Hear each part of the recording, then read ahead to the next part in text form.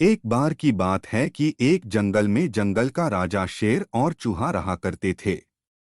एक बार जब शेर गहरी नींद में सो रहा था, तब एक चूहा बिल से निकलकर शेर के ऊपर उछल कूद करने लगा।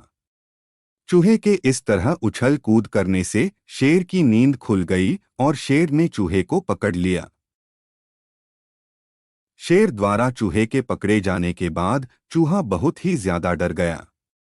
चूहे को डरा देखकर शेर ने कहा कि तुमने मेरी नींद खराब की है, अब मैं तुम्हें खाकर अपनी भूख मिटाऊंगा।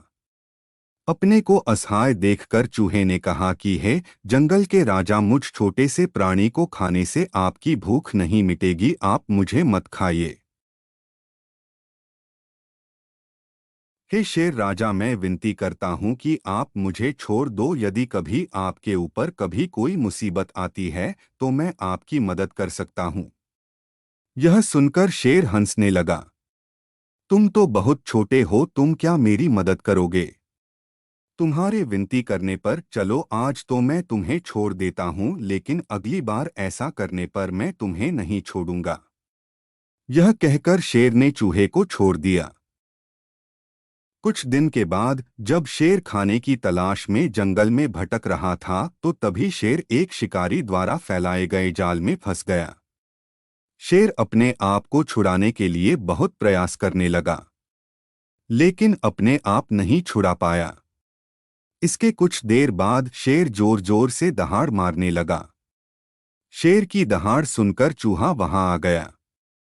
जैसे ही चूहे ने शेर को जाल में फंसा हुआ देखा, चूहा तुरंत ही शेर के पास पहुंच गया। जब चूहे ने शेर को जाल में फंसा देखा, तो चूहे ने फटाफट अपने तेज दांतों से जाल को काटना शुरू कर दिया। कुछ देर के बाद चूहे ने पूरा जाल काट दिया। जाल काटने के बाद शेर आजाद हो गया। चूहे की इस मदद से शेर बहुत ही भावुक हो गया।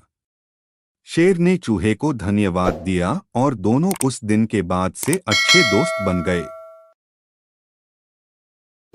कहानी की सीख: इस कहानी से हमें